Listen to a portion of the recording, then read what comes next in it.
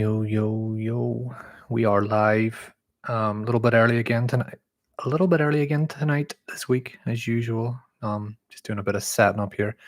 If you're hanging out, come say hello. What's up? Introduce yourself in the chat, and we'll get going a little bit after 8.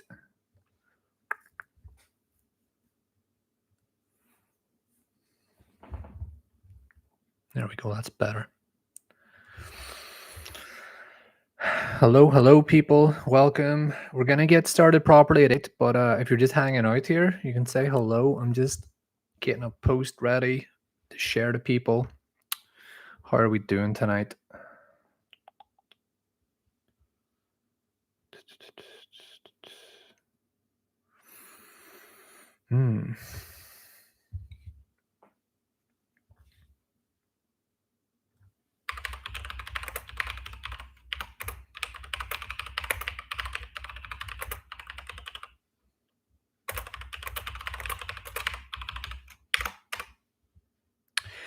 If there's anyone in here, can you hear me okay?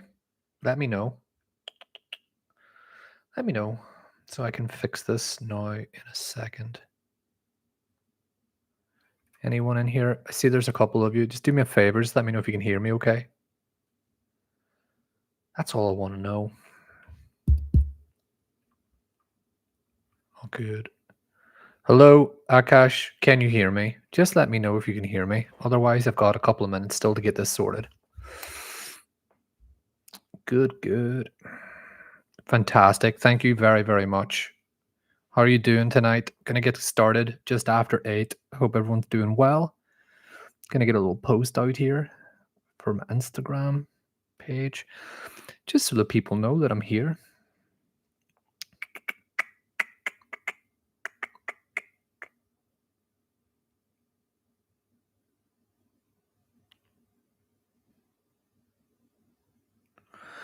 Welcome, people. Gonna get started soon. If you've joined, say hello. But gonna get going properly in about 5 minutes. I just like to get in a little bit early, because the last couple of weeks have been really good. Connor, welcome. How are you doing, Connor? I like to get in a little bit early now because at the very beginning there was always a little technical issue. Sometimes people couldn't hear me. But now it seems to be going okay. But here we are, 5 minutes early. I think, well, I've already pinned a message there. So let me know what you're doing. You working late tonight, people? What's going on? We're in the studio. I will get some sort of proper flow going once we kick off proper when there's a few people in here. Just going to send the word out now that we're getting started. 1 second. How do you do this? It's really hard multitasking. Connor, how are you doing? If you're still here, are you a student? Or are you an architect working in practice? What is up, Connor?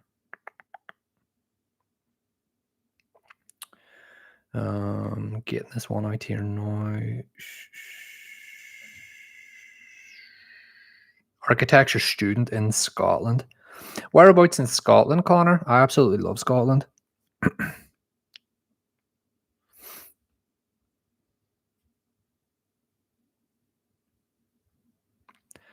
Sorry, guys. I guess this is what I would call the pre-show. I guess this is pre-show. It's not exactly riveting stuff.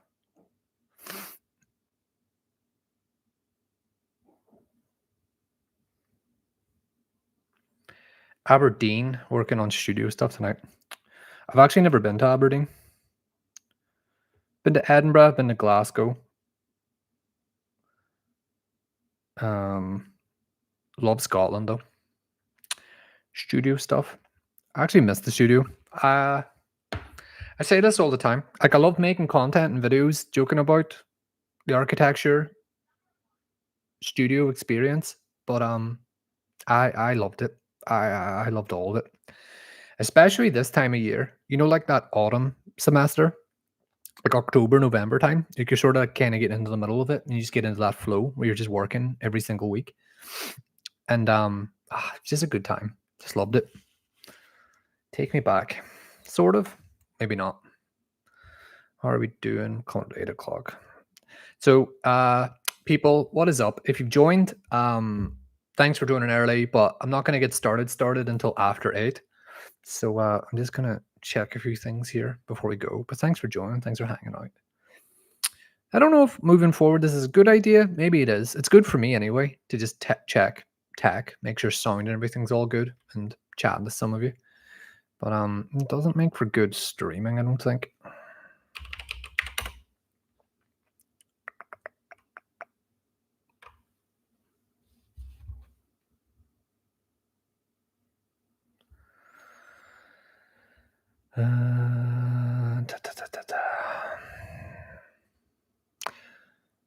Okay, coming up to 8 o'clock. Don't hesitate to say hello and introduce yourself and maybe ask a question. I do realize it was pretty late getting the channel set up for this one this week. I've just been busy, I guess. I know that's not really an excuse, and I say that all the time because I know there are people who join these weekly streams, and then they'll DM me, and then the problem with that is that I'm terrible at responding to direct messages because it sounds like a nice problem to have, but I get too many. Connor's asking me here, what have I been working on this week? I published a video last night. That was pretty good. I'm working on videos. I'm just almost always working on content. Like I have videos I've been working on since like July. And I have to try and get into like a weekly posting schedule. And then I also have like a sort of a monthly posting schedule. And I'm trying really hard to just get into the rhythm of YouTube posting now. The problem is that Zed, welcome. The problem is just with content is that it's wildly unpredictable. That's what's really annoying. I wish I could make a million videos, but I only have the time to do one or two. And then obviously, like, I'm always trying to get work, freelance work. The problem is that that takes up a lot of time. And at some point, maybe content will make more money than the freelance work, and that would be amazing. And then Rebecca and I did a competition recently. That was not a lot of work, but we also didn't win. So maybe the lesson there is to do more work. I don't know. Zed, welcome. Okay, people, that's 8 o'clock. There are 9 of us in the room. Usually at about Leon, welcome. Usually at about 8, I give it about 5 minutes for people to sort of roll in, and then I hit everyone up with just the housekeeping, just a little bit of what's going on, so people understand the protocol and the procedure for these CRUMCAST weekly live streams. If you have just joined, say hello. If you have any questions, you can get them in now, and I'm going to start answering through them after I do the housekeeping. But in the meantime, Petro, welcome. How are you doing? But in the meantime, I'm just chatting, just yapping here with Connor about what I've been doing. So Rebecca and I did do a competition. We think the idea was really good. We literally just did not have the time to develop it into something that would have been like a, how do you say, like a winning proposal. And sometimes I wish that architecture projects could just simply be judged on a bit of text. You know, like 100 words. What is your idea? And it's like, oh yeah, that's a great idea. And that's it, you know. Zed, I'll get to your question in a minute. And welcome, people. I know some of you are just rolling in here. I think it's 8:02 my time. So in about 3 minutes, I'll just start proper. And the problem is that I wish there was a different way of assessing architecture competitions beyond. And this isn't a criticism, okay? Because I've won competitions doing things this way. You know, like the best image wins. Oh, it's so boring. And I know like a lot of you guys are students and images are important, but architects are not image makers, but we've become image makers. And I love making images, but I think that's a massive problem. It does definitely lend something to the superficial nature now of architecture and design. Images, content, clickable things. And I just think it's not that I don't enjoy it. I love it. I wish I could just make pretty images all the time. But architecture school is a little bit like that. You know, like the prettiest drawing sometimes gets the best grade. What do you guys think? Is that unfair? Like, A really ugly presentation with a great project will probably never really do well. However, a really poor project with a really great presentation probably will do well. Interesting. Giving to give it 2 more minutes here. There's 11 of us in the room. Welcome, people. If you have not introduced yourself yet, please introduce yourself. I'm going to get into the housekeeping now in a couple of minutes. Just going to double check no one's messaged me here. I always check for messages and I don't reply to the messages. It's terrible. But welcome, people. What did that one go out to? Gilda, welcome, welcome. I have to say, right, I absolutely love that it's like, oh, hello, Kuvateja. Hello, first time here live, just binge watched the earlier ones. Really? That's really interesting. Do people, well, obviously, like, because I know so many of you now, or like I'm familiar with your names. First of all, Kuvatia, am I saying that correctly? Probably not. Really sorry. I'm going to try and get it better. First of all, welcome. Glad that this is your first one. And yeah, thanks for watching them, because I was wondering about that, how many people actually either rewatch the streams or what come to my content through the streams as, like, rewatching them. Oh, you can call me Nora. Thank you, Nora. That is much easier for me. So thank you, Nora. Welcome, welcome. But yeah, I have noticed that there might be 20 to 30 concurrent viewers in the streams, and then I'll notice that like there's like 200 or 300 views on it after about a day, which is good because I don't think I say anything here live that like I wouldn't want it going out. And I know some of you follow me on other channels, and I clip them. I clip these episodes and put out the best bits. I don't know. But I think that's probably a good time to start the show. So, Nora, welcome. I was about to say that I absolutely love recognizing so many of the names here because I know a lot of you come back weekly, which is fantastic because I come back weekly. So that's good. Hashtag community. I don't know what that means. But what I was going to say is it's time to get into the show. So there's 12 of us here now. So the rules are, as always, have your questions sort of think about what you want to talk about. And as always, I try to answer everybody's question. And I'm pretty sure I never miss a question. And sometimes those questions lead to other questions. Feel free to answer questions on my behalf in the chat. I love that. Get the conversation going. As always, I'm going to aim for 1 hour. Last week we went for 1 hour and 45 minutes, which was like a record, which is great. And I do have that capacity, but I am going to, as always, try and keep that to 1 hour again tonight.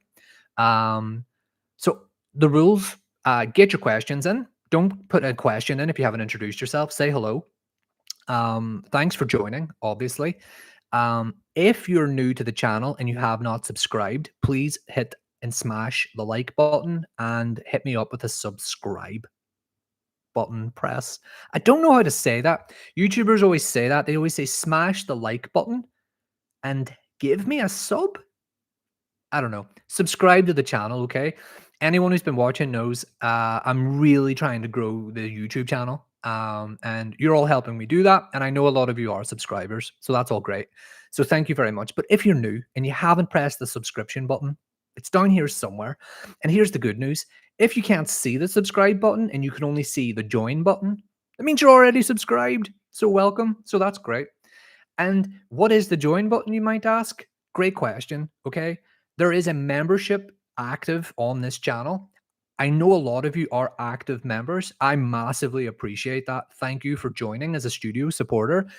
But at the minute, what that offers is very little. I don't fully have, I guess you would call that an offer in place. It's active, it's live. If you want to join and become a member, fantastic, but it's not an obligation. A subscription is more than enough. But at the end of the day, the fact that you join and the fact that you're engaging in the conversation is perfect. I'm going on a lot here. Last thing before I get into the questions. This is always a monetized stream. There might be ads, but they are minimal. So there might be a mid-roll somewhere in the stream. Not sure how that affects anyone who doesn't have YouTube Premium. I know a lot of your students, so most of you probably don't have YouTube Premium. That's all good. But just so you're aware. Okay, so on that note, welcome. I think there's 13 of us here now. I see a lot of familiar names. I see there's already been a few questions in. In the pre-show, we already had a little bit of discourse about architecture competitions and image making, but here we go. So, welcome everyone. CRUMCAST Episode 6. We're going now. So, Nora, welcome. Thanks for that. I hope you enjoy the first live stream. Alexander Creed says, do you think a better presentation makes the project easier to understand, and that's why they get better grades? Well, when I was a student, we were assessed on design and communication. And I remember on one occasion getting like an A in communication because the drawing was good, but a B in design because the design was a B.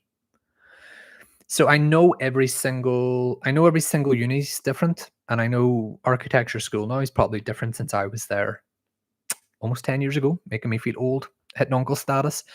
Um, But your question, Alexander, was, do I think a better presentation makes the project easier to understand? Well, yeah, absolutely. I mean, I don't know. I say this all the time, and I still haven't really thought this through, right? I like this idea of having an architecture competition, or if I taught an architecture unit, let's say, or was teaching a university, I like the idea of having one project, the same brief, let's say 10 students. Everyone has to draw and everyone has to represent their design in the same graphic standard. So let's say 2D AutoCAD drawings, one plan, one section, one elevation, all 1 to 50, 3 line weights, no Photoshop, just 2D drafting. And I think that what's really interesting about that is it takes away the advantages or disadvantages that a lot of students have. It teaches students how to communicate an idea in the clearest, most the clearest way possible. And it really sets apart students who use presentation and imagery and fancy 3D models as a crutch. And I say that as a student who used to use software as a crutch. Um, it's not criticism. Well, maybe it is.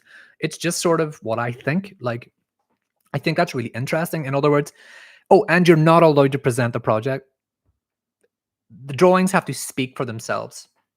And let me know, chat, are there people out there who've ever been in a unit or studied architecture where there's been an assessment that way? Like, it's just an idea. It's probably stupid. I don't know. Oh, Crumley, you're taking away the individual brilliance of the students. Yeah, I know, but like, I'm not saying it's for the whole year, the whole degree. I'm saying it's for like maybe a 2-week project. I think that's really interesting.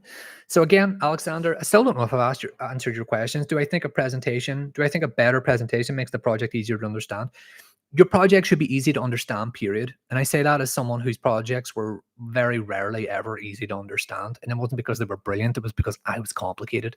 And I think that's okay. I still did well in school. But yeah, absolutely. I think that's why they teach you to draw and communicate and sell. Because that's what we are. And I'm sorry, this might be a controversial thing to say, but if you're an architecture student, you're not necessarily being trained as an architect, you're being trained as a salesperson. And I think the whole crit system facilitates that. And I think that's a good thing. I 100% think that's a good thing. But I don't know. Chat, what do you think? Where are we here? Oh, Alexander, I'm from the US. I watch the streams about 6 hours after they start. Well, it's good to know. It's interesting for me because I'm deep in analytics in the back end now on YouTube. Oh, I just hit my mic. And I am really interested just to see, because I have noticed that the numbers on the views jump way up. So it's not that like I feel like, oh well, why don't 300 people join the stream? That would be disastrous because I'm just don't have the capacity to do that and answer all those questions. I mean, there's how many of there's 12 here now, and it's great. Like, I like this scale, it's nice. But I do love the people watching them afterwards, so that's great. And then it funnels people to join the actual live the next week, like Nora. So that's great. But good. I'm glad you find the streams. Petro, most of the time we study to make presentations one way or another, and sometimes make models, but rarely. However, it's easy to get paid for making images. True. I've actually found that as an architectural freelancer. I've made more money just selling images to clients than I have actually done design work. Easier to get paid. Big problem if you think about it. Maybe not a big problem. I don't know. Depends how good you are at it. Dan Ostrowski, welcome. Hey guys, hi from Brazil. How are you? What time is it in Brazil? Never been to Brazil. I did once book flights to go to Brazil. Didn't go to Brazil. I got a job offer instead. Worst decision I ever made, probably, but who knows? Connor, opinions on the ARB looking to get rid of part one. I actually am not that familiar with what that is. Are they replacing it with something, or what's the idea? I don't think I fully understand that one, Connor. Sorry, if people have been watching here, they'll know. I sometimes answer questions with questions, but I actually don't know. I need more context on that one. Do have opinions on the ARB though. Gilda, yeah, image making can get you more money in the beginning of your career. Is that good though?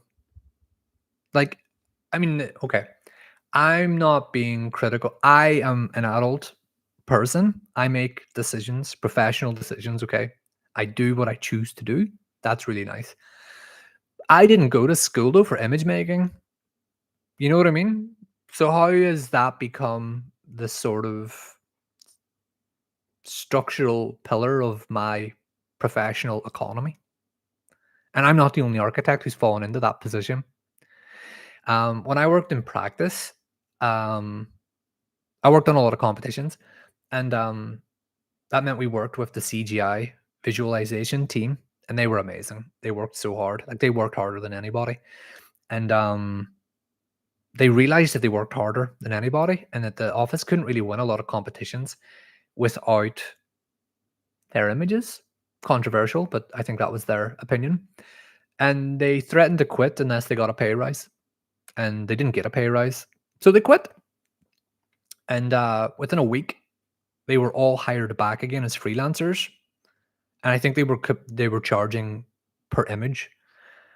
And I think they were like tripling their money by doing it that way because their work was so important to the practice.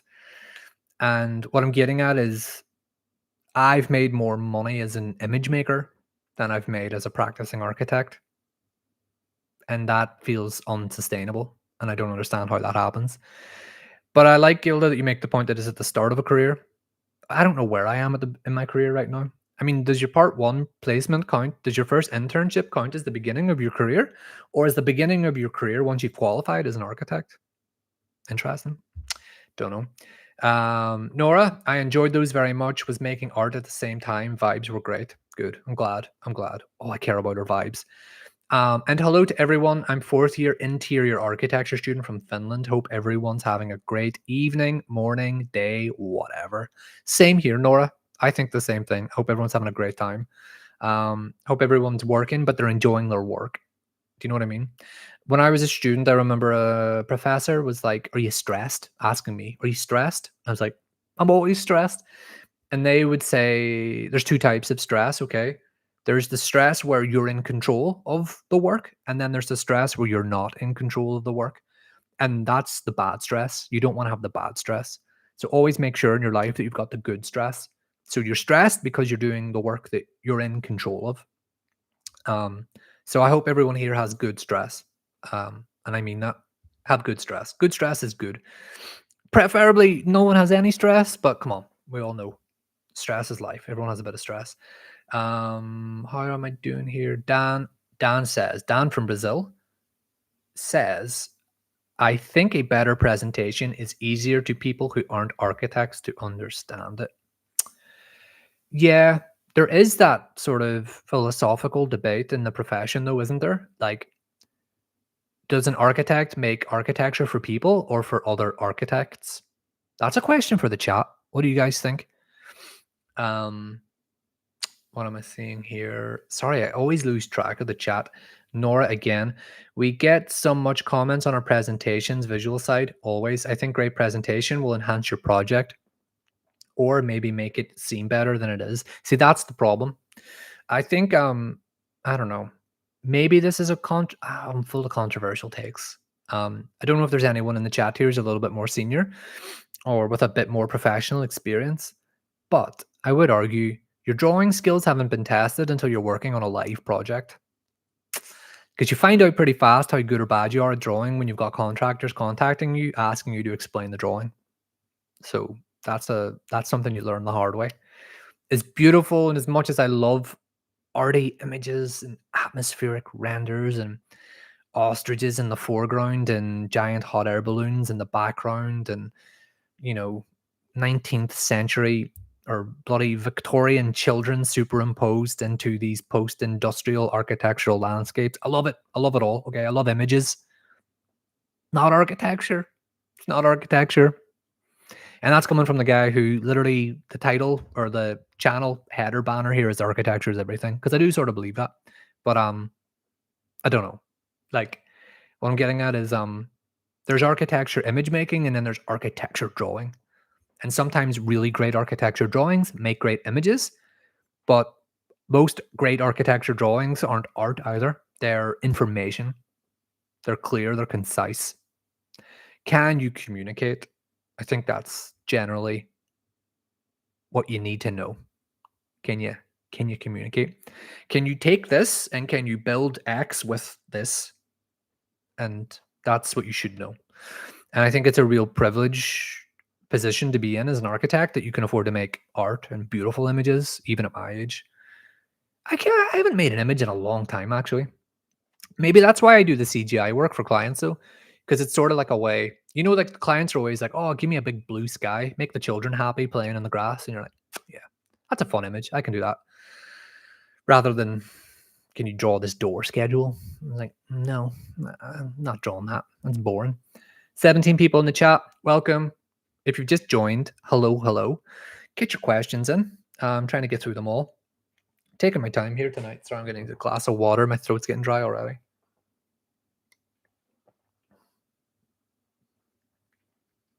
Welcome, people. Plenty of questions coming in tonight. So, chat, keep me honest, okay? Be aggressive. If I've accidentally skipped your question, just let me know. Call me out, okay? Because I'm losing track of the chat here tonight. Dan from Brazil says 15:13. Oh, okay, so it's 3 o'clock in Brazil. I will visit Brazil someday. Are you studying, Dan? Maybe I missed that one already. Zed, does architecture affect people's views in life? Yes, but most people don't recognize that that's the thing that's probably affecting their views. When you say views, do you mean like their mood, their political opinions? Like, happy to have this chat. No problem, Zed. Just give me a bit more context to your question. Alexander says, I see student projects that I think are hindered by poor presentations, like the project is better than the renderings make it seem. Alexander, I think that's most students. It's what I call, well, I don't call it this. I read about it somewhere. It's called the taste gap. Is anyone familiar with that concept? It's like, let's say you're 18. Like if you're 18 and you're talented and you know what you want to make, it's in your head, right? You've got an image for what it is, but you lack the skill to connect, what's in your head to what's capable with your hand. It's like the taste gap. Like you've got really great taste, but you don't have the skill yet to develop your thinking.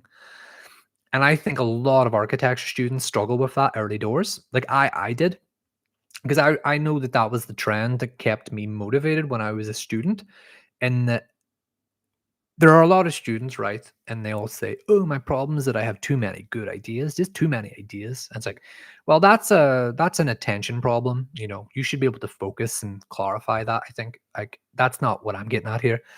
I just know that by the end of a crit, my crits would always go super well, and then my grades would be not super low, but like, let's say I got like an amazing crit, and I'd think, wow, that must have went incredible. This is probably gonna be the best grade I've ever got. And then the grade is like a borderline B, C. I'm like, what's up, professor? Why did you do me dirty like that? And then I would have a meeting and be like, what's going on? And they're like, yeah, like your ideas are good, but your drawings are shit. It's like you gotta skill up, you gotta practice, you gotta connect the gap where the thinking and the drawing can come together. Um, Completely lost track of what that question was now. I think it was yours, Alexander. Yeah. So I see student projects that I think are hindered by poor presentations, but I think that's most student projects, and I think it's okay. Like I think that's a good thing. I just saw Ishan has joined the chat. Hi guys, welcome, welcome, welcome back. Um, I think it's perfectly normal that people are there in that position. Sorry. I think that's a good thing. because it should be an upward trajectory. You should be getting better. And the problem is that some students are really good at the beginning, but they never really had taste. They just had skill. So their work plateaus from like first year right through to fifth year. And then they don't even probably go on to become architects because maybe they didn't have the taste. Whereas you find students who had really good taste when they were young, and because the skills finally align with the taste, they end up becoming like the surprise top students that no one expected. I think that's a really interesting thing. I think that's one of the best things though about architecture school. It facilitates that development for students. I think that's really valuable. I'm trying to think. I always talk about fees. Guys, I'm guessing your fees will almost be wild right now, like really expensive. But when I studied, here's a secret. This is how old I am. I paid £3,000 a year. I got in just before they tripled. So basically what I'm getting at here is, I don't know, 15 grand total for 5 years of architecture school. That being able to connect those two things, the taste gap to the skill gap, align those, was worth the 15 grand. Now, if you gave me 15 grand now, I'd probably buy a car or something. Like, so I'm just being honest. But, money that was a loan, I guess, student loan. What am I talking about here? Just that it's important. Like, I think it's important that you accept, if you're a student, that your ideas might be better than your drawings, but be confident that, see, that's why you got to practice. You got to improve your drawings. That's why it's a skill. Drawing isn't a talent, it's a skill. Maybe what happens up there is talent. I don't know what talent is. Different conversation. Wow, really went off on that one. Alexander, I hope that was interesting. Petro, sometimes I imagine myself teaching fresh meat architects. For example, at a summer camp, and I want to come up with hard tasks to teach them better. I'd like to get some feedback about these tasks. I don't know if you were here at the beginning, Petro. I was just talking earlier about the drawing exercise, in my opinion. I once listened to a podcast that was run by a professor who used to teach me, and he had this great idea. He said he would do this with students at the beginning of every semester, that he would print out floor plans of commercial apartments. Not anything that's architecturally significant necessarily, but let's say, like if you go on to Rightmove right now, you want to buy an apartment or something. Don't know what kind of money you're making as an architecture student out there, but architecture students in general. But if you want to buy an apartment and you're on, I don't know, a brochure website, and you see the floor plans of the apartments, right? So he would print out like 20 of these, and he would hand them out to students on like the first week, and he'd be like, each of you have 30 minutes with a pen, with a pencil, 30 minutes to make one move that improves the quality of this apartment, and then just tell me why you think the apartment's better. And Petro, I think that's a really good potential exercise that you could do with students, because regardless of their skill level or their experience in architecture, everyone knows how a house or an apartment or a flat works, right? So generally it would be a decision like, oh, maybe I would actually move the window here, or maybe I would move a door there, or I'd add a wall here. And it just gets people thinking in 3D through 2D really quick with spaces that they're probably somewhat familiar with, conceptually at least. So I don't know. There's hundreds of things like that. You just reminded me of that. That was a really good podcast. Whoa, I've definitely lost track here. Leon Safton, thoughts on the ARB retention fee hike? Why? Like, why? You're maintaining a register, the same register that you were maintaining last year. Now it's £20 more expensive. Why? That's all I want to know. Tell me why. Tell me why. Tell me why. Rebecca posted this on the Future Blueprint page today. Leon, I know you came into this chat to wind me up and you've made me angry. And I'm going to go off on one now. Leon, I know that's why you're here. Like, you've done this to bait me. Rebecca posted this out today. Okay, so... Sorry, wait for it, chat. The ARB retention fee. In 2020, it was £111. In 2021, it was £149. In 2022, it was £179. In 2023, it was £199. In 2024, it was £205. And now in 2025, it's going to be £225. It's the same register. It's the same thing. So why is it going up? Why is it more expensive? Oh, inflation, Trump, the tariffs, we're all affected by those. Is everyone's salary going up in line with that? No, it's not. So like, I'm done. I'm done with it. Everything just feels that way now. Everything is a subscription model. And I've made TikToks and Instagram posts about that. And I know a lot of you here have found me through those videos. What what happened? Like you used to pay tuition fees for your education. And now it's like you have to just keep paying afterwards, even though you've got the degree to keep your education. It's so stupid. Really set off on that. I'm just that was something that happened today. Sorry, Leon, I'm only having fun with you. I know you're not actually trying to wind me up, but like it just drives me mad. Okay. And I say this, and I know this is a privileged position to be in. Okay. I say that as someone who can afford to pay it. It's the principle. Why are we doing that? Do you know what I mean? Like, architecture is a subscription model now. Okay. It's a subscription model. You got to pay forever. Okay. You don't just pay the tuition fees, you're going to pay forever. You're going to keep paying. Whether the profession pays you back or not is irrelevant. You're going to keep paying. So, sorry, change the tone there on that one. If you're an architecture student and you're really excited about the future, keep going. But these are just things that are driving me wild. Okay, where were we on the chat here? So, Leon, the disruptor, had to drop that one in. Where am I? Zed, what makes an quote architect a designer but not an image maker? What makes a designer a good communicator? All design is communication. I haven't really thought that one through. It just came to me. 20 people in the chat here. Hello, hello, people. Introduce yourself. Say hello. Get your questions in. But I think all design is communication. Think of Apple, right? There was a time, right, when you picked up an iPhone for the very first time, right? How did you know how to use it? Like, you didn't have Steve Jobs there with a booklet or a book teaching you. You didn't go to a YouTube tutorial. If I recall, they didn't even have manuals. You just knew how to use it because it's really good design. So what I'm getting at is communicate. It's weird, right? Like that's a way of communicating through the design. You're not communicating the design with additional material. It's almost like the design itself speaks for itself.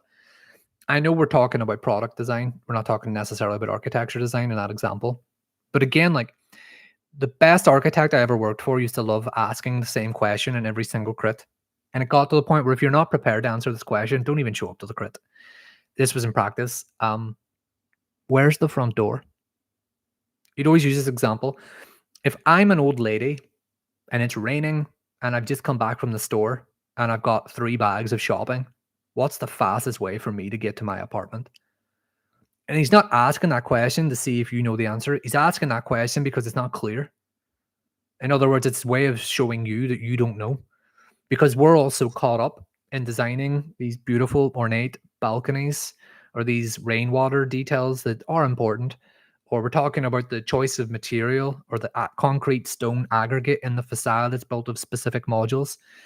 We're also obsessed with these things like the poetry of it, that we don't really care about the structure of it. And I'm not talking about physical structure. I'm talking about the design structure of a project. So again, I've just done that thing where I haven't really answered your question. I've probably just asked another 100 questions, Zed. But your question was, what makes an architect a designer but not an image maker? We use images to communicate our design, ultimately, right? I think they're sort of the same thing, maybe. Really going off on ones tonight. I don't know what's going on. Ilan, Ola, hi from the Ryanair line for a flight to Dublin. Glad you're going back to Ireland. How are you doing? Have a safe flight. Maybe by the time, yeah, I guess you're going back to Dublin. Amazing. Hope everything's going well in Portugal. Nora says, sorry, one sec, water break.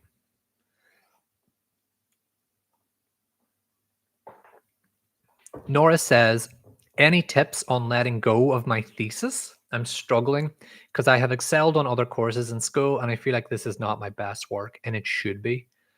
Are you working on your thesis now, I'm guessing, and you're having troubles with it?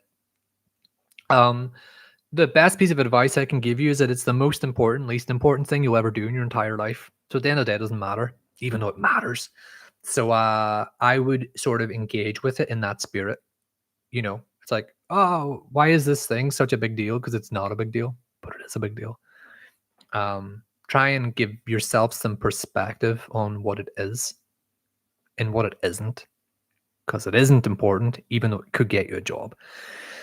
But I don't know. I think that's a little bit of a fallacy. Most students feel that pressure, and a lot of professors say that, like, your thesis has to be like your master project, the greatest thing you ever do in university. Some students peak in first year. Sometimes the best thing a student ever did happened, I don't know, third year. And then I suppose if you're an architect, like a big boy, grown up architect like me, you shouldn't be talking about your thesis at all. You should be talking about your built works. I guess I have built works, but a lot of them I can't really talk about. But that's why I like talking about the thesis, because I just think the thesis is more interesting than any building I've ever worked on. So I don't know. But that doesn't really help you, Nora. What I'm saying is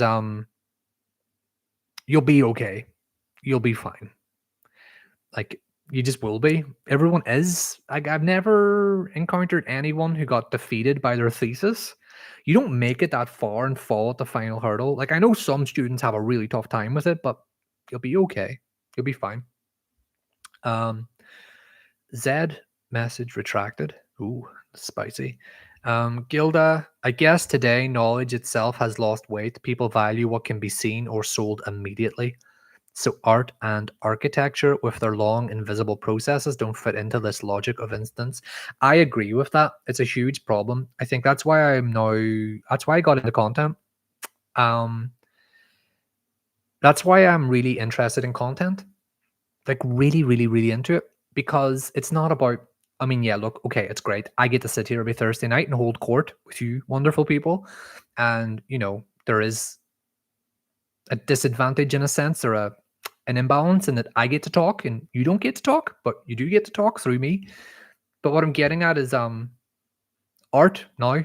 Let's say someone today makes the equivalent of the Mona Lisa. Um it better communicate its value in like the first 3 seconds, or it has no chance. It's being swiped off. Do you know what I mean? Like, oh yeah, Da Vinci, great painting, but can I see the thumbnail? Oh yeah, like, wonderful piece of art you got there. But like, have you optimized the description for SEO? I made this joke earlier, and I say this every now and then. I have made a video for YouTube called Architecture is Content now, and I hate it. And I haven't released it because I just don't know. YouTube's tough. But the thesis of that video is that, like, that's what architecture is now. It's content. And I don't mean idiots like me making fucking videos. I mean, your favorite building is not your favorite building. It's actually just your favorite photograph of a building that you found on Instagram. And these algorithms are now all calibrated and optimized to every individual to show them projects that they think are worth your attention.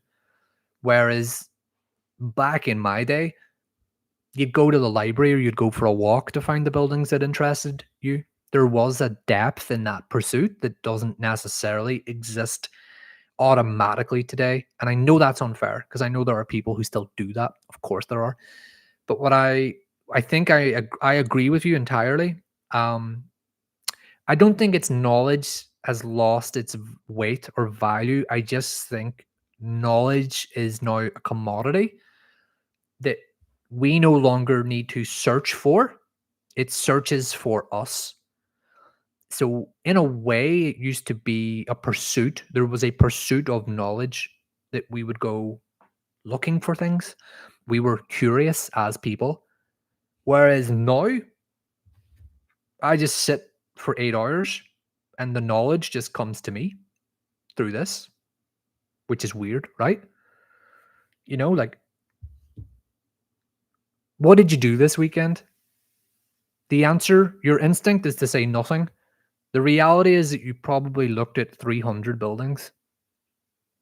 You probably did, if your algorithms are calibrated like mine, where Instagram, TikTok, YouTube is just sending you architecture digest, design, hashtag content all the time.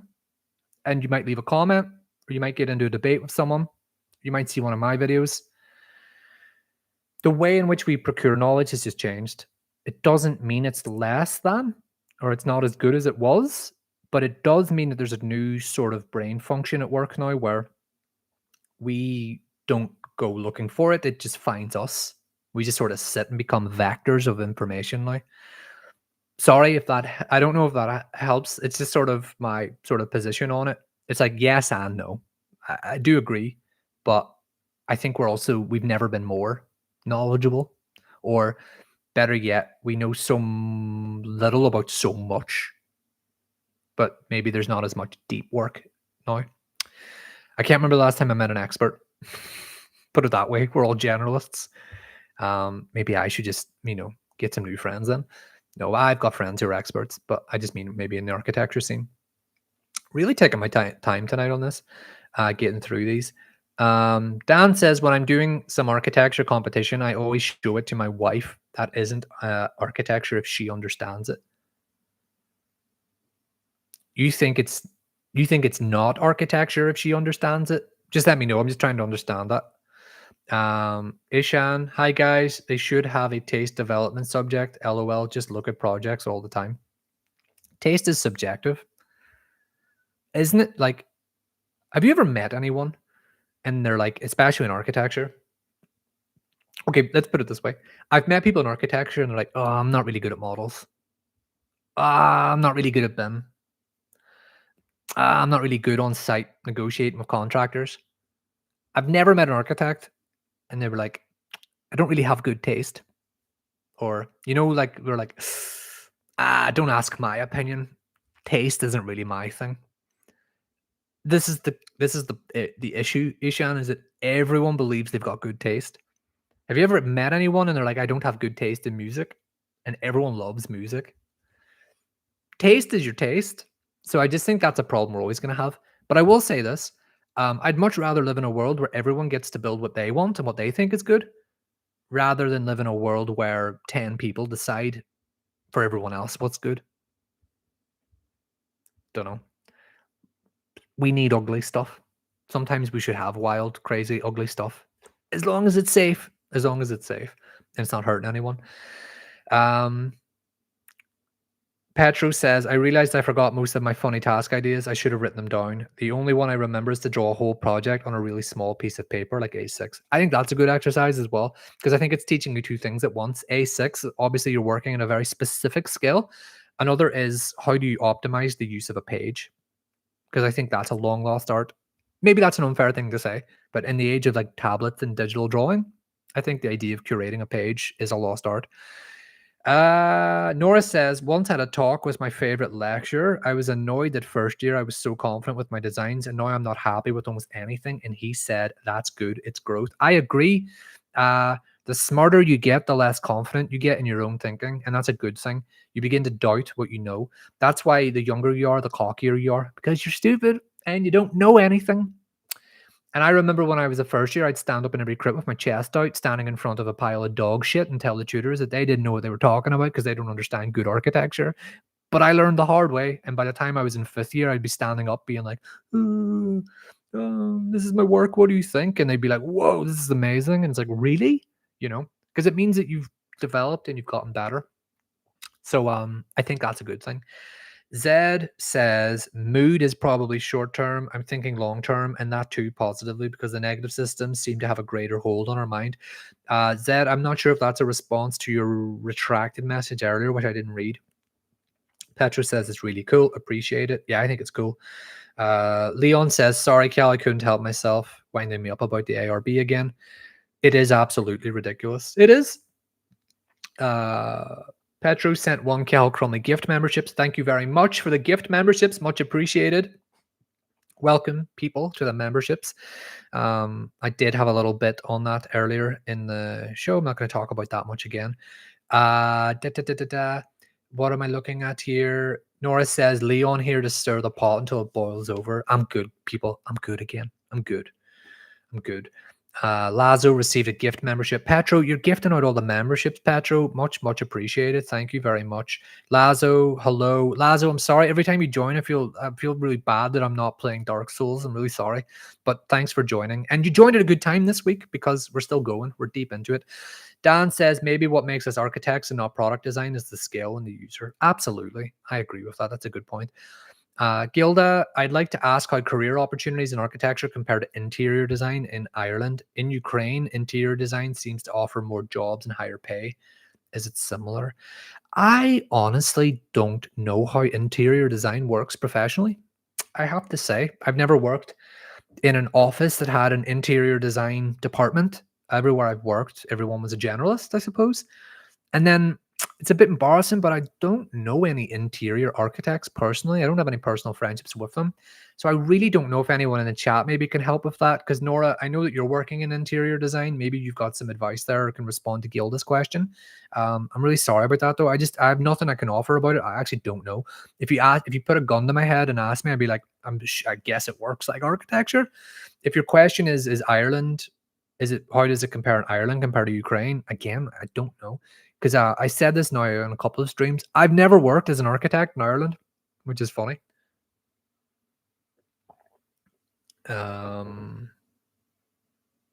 Zed accidentally sent random letters. Zed, I do that all the time. Petro is responding to Nora. But yeah, I'm going to read it out anyway. So Nora, yeah, Petro says your thesis doesn't have to be perfect. You can't jump higher than your own head. Try to imagine your future self looking back at this project. That's it. Do the best you can do. That's it. That's all you can ever do.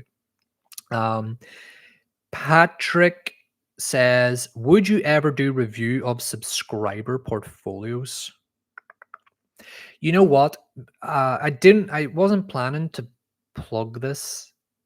The problem is that the subscribers that I have at the moment, do you mean subscribers or do you mean members? Because I do think about this all the time. Because I don't know if anyone on here follows me on Instagram. Look, this is I'm a terrible salesperson, clearly. I I opened my Instagram subscription channel this week, but there's nothing on it. Because ultimately, from how I understand it, subscription on Instagram is like basically asking people to pay you for content that they were already getting for free. And I'm not interested in doing that because I just think that's grifty. But I also know that it's basically used by people to sell fans spicy content on Instagram. Not in the business of making spicy content either. And it's also used for like super famous people, not super famous. But I was wondering if it would be interesting to do CV and portfolio reviews through the Instagram subscription model, which would mean if there was an interest in it, I would do personal one-on-one reviews of portfolios or CVs in a reel, and it would only be visible to subscribers on that channel. Because the reason why I don't want to do it on this channel is because I'm still trying to understand why at the minute 4,100 of you have subscribed to this channel. Now, everyone who's in this chat, I know why you guys have subscribed to the channel because you enjoy this, and that's great, and I love doing this.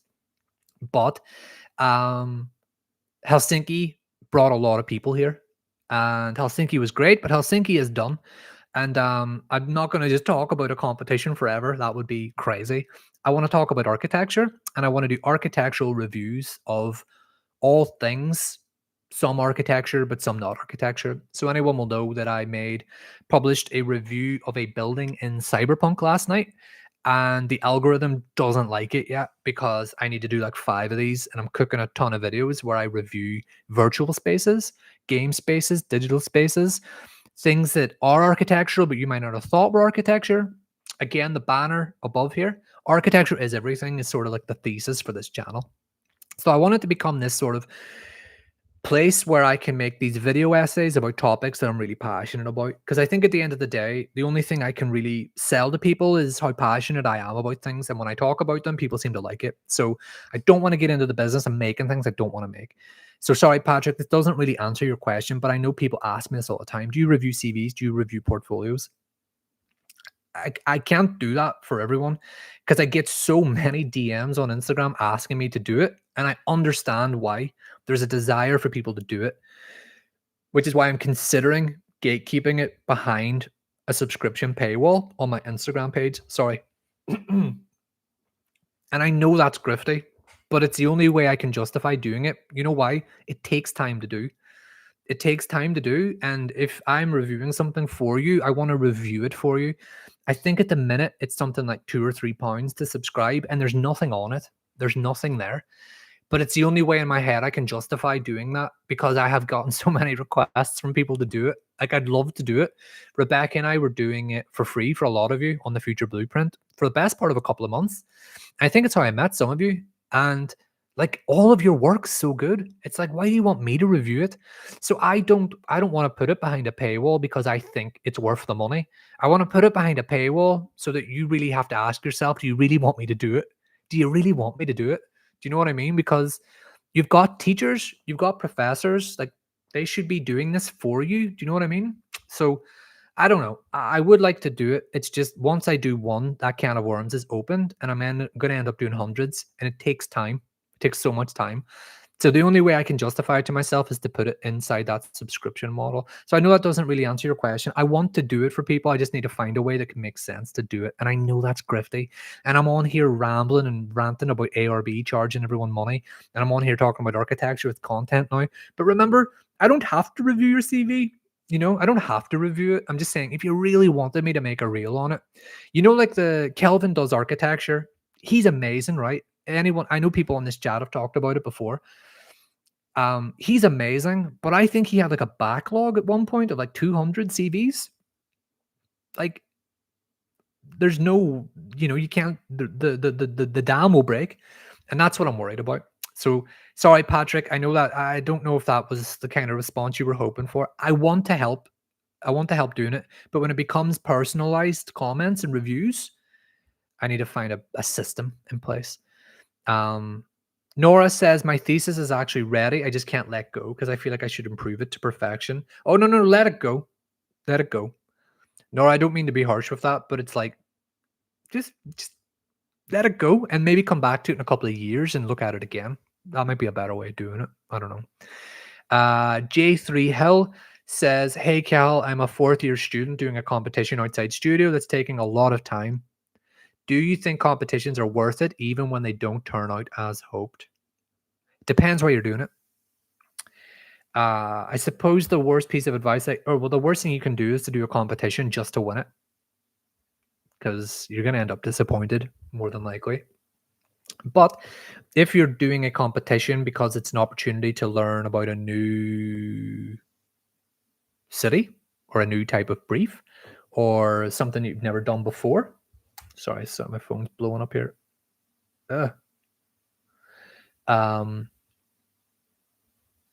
Let's say there's a competition for a speculative housing project and they only want 3D renders, and you want to improve your 3D renders. So you use this competition as a sort of vessel to skill up. And not only do you know that you probably won't win, but now you've got a beautiful image that you've made, and that image can go into your portfolio, and you can show employers that you've now got this skill and you can demonstrate it.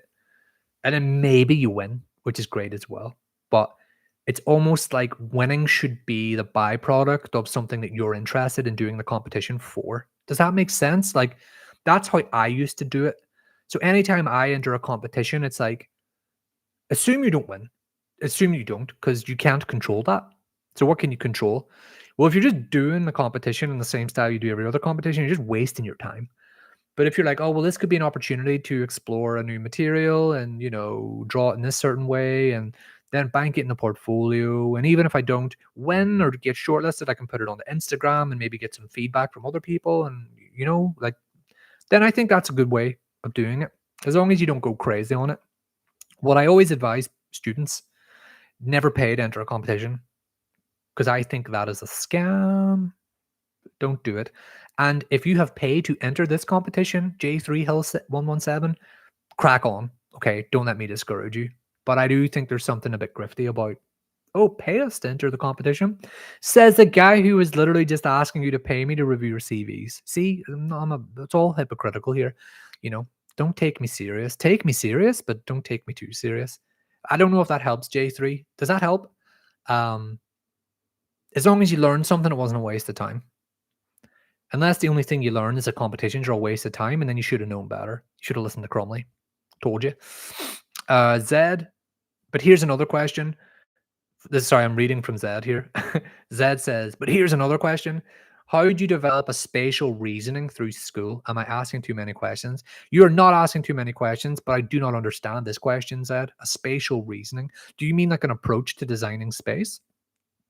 Dan says, my wife isn't an architect, so I like to show her my projects here to get her opinion and see if she understands them.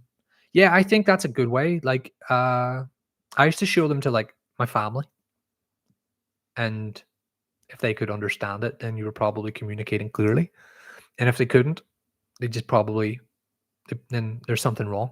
So maybe, but the problem is that mostly in architecture school and in practice, you're only ever presenting to other architects, and we all get caught in that bubble where we all understand one another.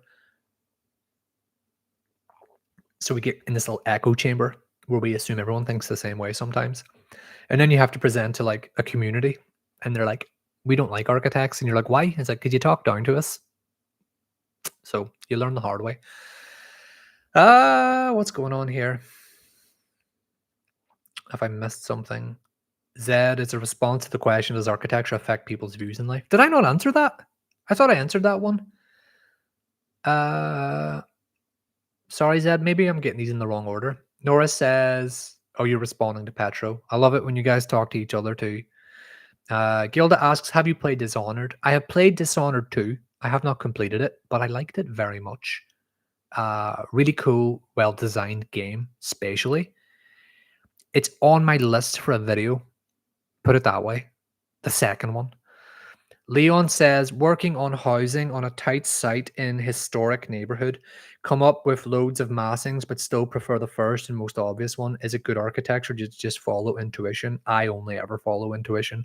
The only times in my professional career I didn't follow intuition was when I literally had a boss standing over me saying, do it this way instead.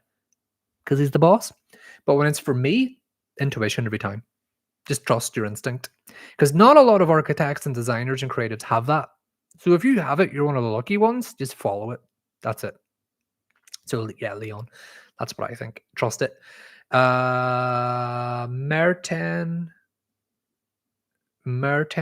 Solly says, hi, I am a student in my first Masters of Architecture in the University of Antwerp.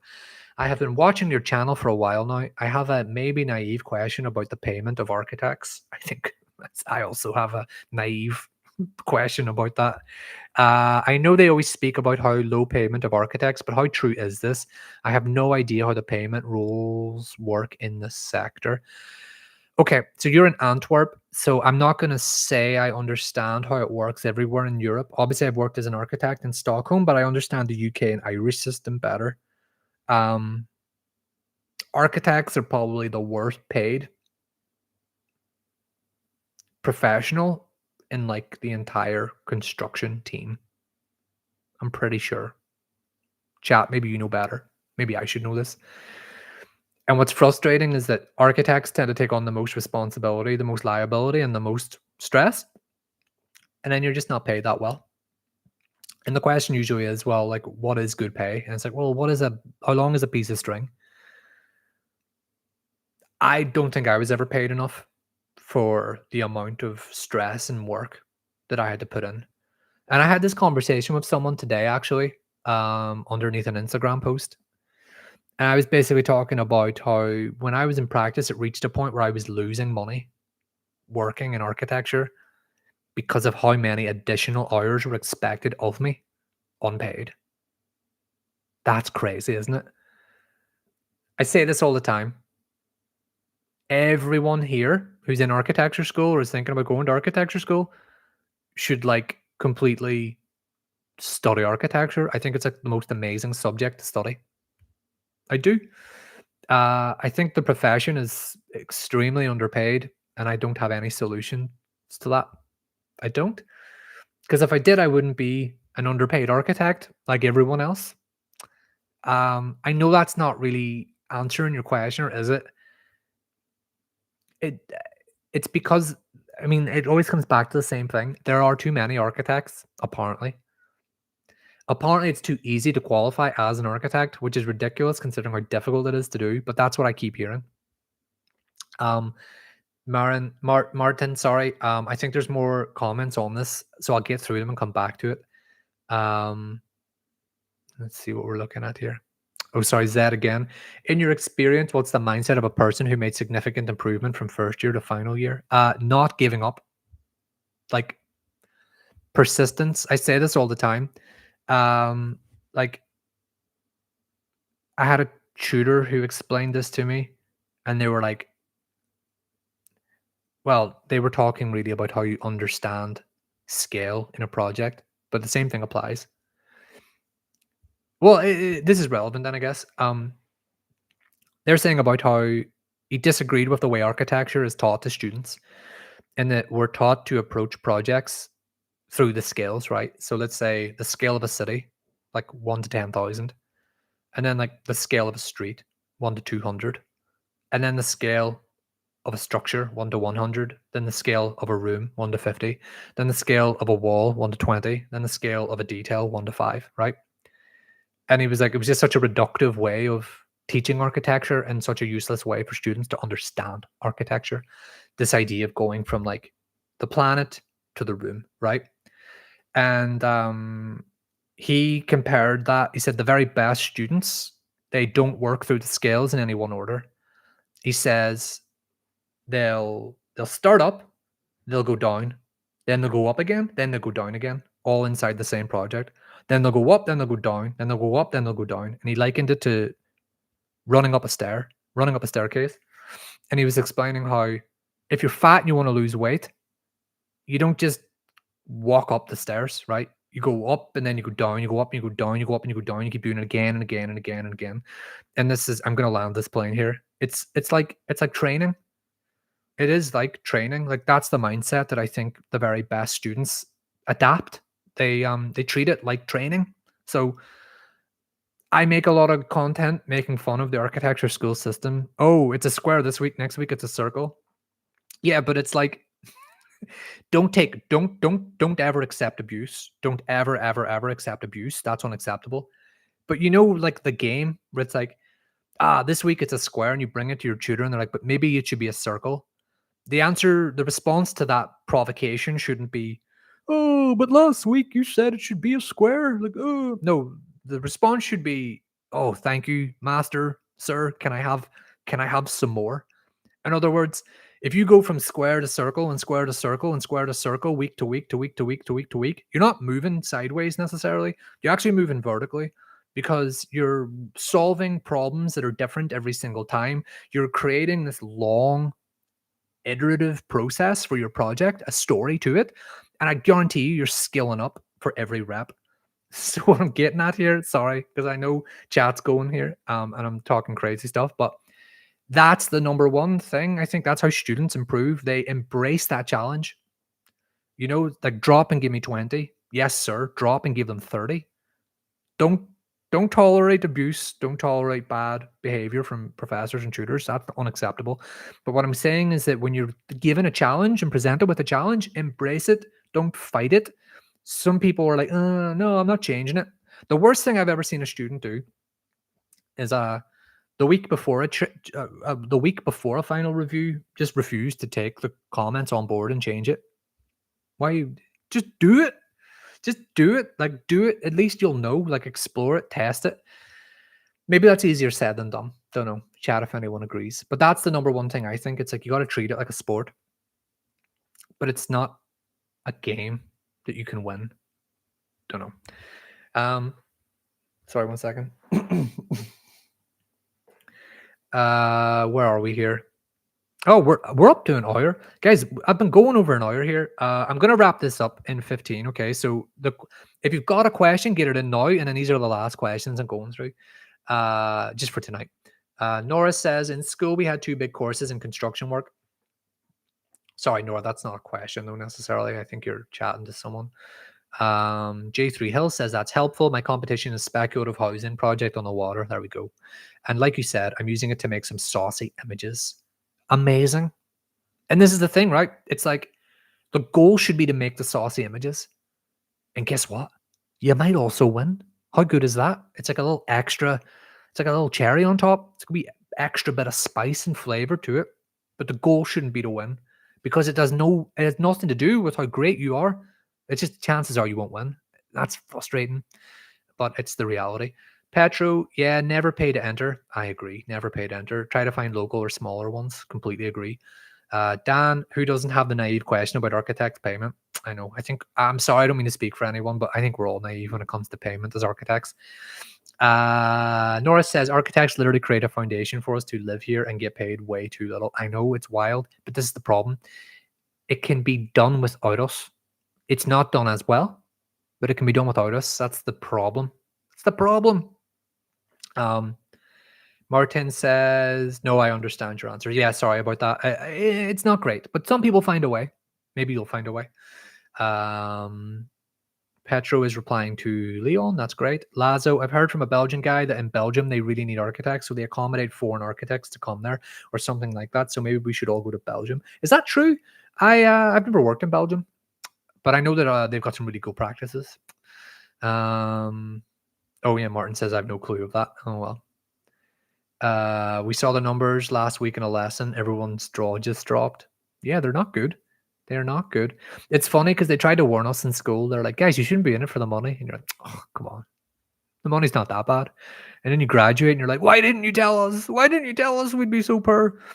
Petra says maybe you could create a funny video guide with your own short scenes for students about how to study architecture. Maybe. This is the thing, right? I talked about this last week. I know a lot of you only find me actually through YouTube. So not everyone on here knows me through Instagram or TikTok as well. There are some incredible content creators. I've given a massive shout out to them on a previous episode, I think a couple of weeks ago. There are some amazing content creators, and their content is entirely based around teaching architecture to architecture students. That's not really what I do because I'm not a teacher. Do you see what I mean? Like, I'm just a guy who needs to brush his hair on the internet, who loves talking, who happens to also be an architect. I know that a lot of you learn a lot through my anecdotes and the things that I do and share and talk about. But I don't ever want to really brand myself as someone who's teaching it necessarily, because there are right ways to teach and there are wrong ways to teach, and everyone does it differently. So I don't necessarily know. I try to teach by being critical, maybe. I don't know. I don't know what I'm really saying here. Maybe. Petro is my answer to that. Nora says, random last question. Give us your opinion on Peter Zumthor's architecture. Incredible. Unbelievably incredible. Probably the best living architect today. Like the master. There's a reason every single student loves him because every single student learns about him. I'm trying to think of one negative thing to say. I really can't. I don't know. Peter Zumthor is just phenomenal. Maybe that's a boring take. Maybe I'll have a spicier take next week. Yeah, I mean, Dan Zumthor is a god. Martin says, do you have a good architecture firm that is maybe underrated by others, but not for you, that you recommend for students to learn from? Oh, I did. I had this ready from last week. Someone asked me this and I forgot. I couldn't think at the time.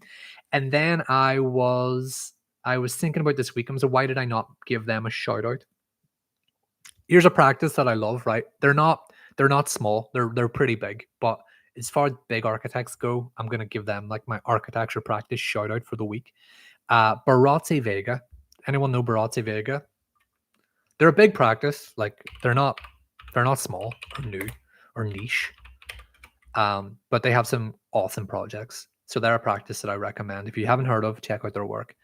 Particularly check out, they have a Philharmonic. Can't even type right now. The mic's in the way. Sorry. I think it's in Poland. Just for anyone there. Sorry if that was a really condescending response. It's like, "Ooh, any architects you recommend?" And I'm like, "Have you heard of Norman Foster?" Um, RCR I am familiar with, yeah. Spanish practice, right? I think they won the Pritzker a little while ago, a few years back. RCR. I actually have a friend who worked there. Sorry, just getting through the last of the questions here. Nora says the hour went by so fast. I know, but that's a sign that we're having good fun. Nora says the best lecturers are yappers. Well, I am a yapper and I am a lecturer, but not officially a lecturer. Um, Martin says I've learned a lot of tips of tricks of your videos from the museum reviews. Yeah, I think that's what I mean, right? Like I know that people are learning from those types of reviews. So I would rather try to teach passively, where it's like these are just my opinions on things, and if you disagree, that's all good because I don't ever say that I am the expert. And if you learn through it, then that's great. Um, Dan says, I was very impressed by the Portuguese office that did the second place Helsinki Art Museum. Yeah, they were fantastic. It's so bad because I've been DMing with them and posting a lot of their work. Cordoza, is it Cordoza? They were phenomenal. Sorry, I just assumed a lot of you had already seen a lot of that stuff if you're on this channel, for example. What is that practice called? It'll come to me. J3 Hill did a workshop with them last summer with RCR. Very cool firm, amazing works. That's amazing if you work there. It's amazing to do any work. Um, People, that is it. I think that's it. We're up. We've gone over just over an hour and 10 minutes tonight. I'm going to wrap up here now. Before I say goodbye, thank you everybody for joining. A lot of great fun as always. Love doing this. Going to keep doing it every single Thursday night at the same time, unless something comes up. I don't know what would. Uh, and before I go, do me a favor, smash the like button and subscribe to the channel if you haven't done so already. Much appreciated. And to those who have been buying memberships or have gifted memberships, very much appreciated. Dan, yep, Cosman Cordoza. Yeah, really cool practice. They seem really nice too. So again, and to anyone who just joined for the first time, welcome. And to anyone who had to drop off, this will be available tomorrow to watch back if you want. So again, architecture people, thank you very much. Love doing this. Very great chatting and all the best and goodbye. See you folks. Ending stream now. Bye people.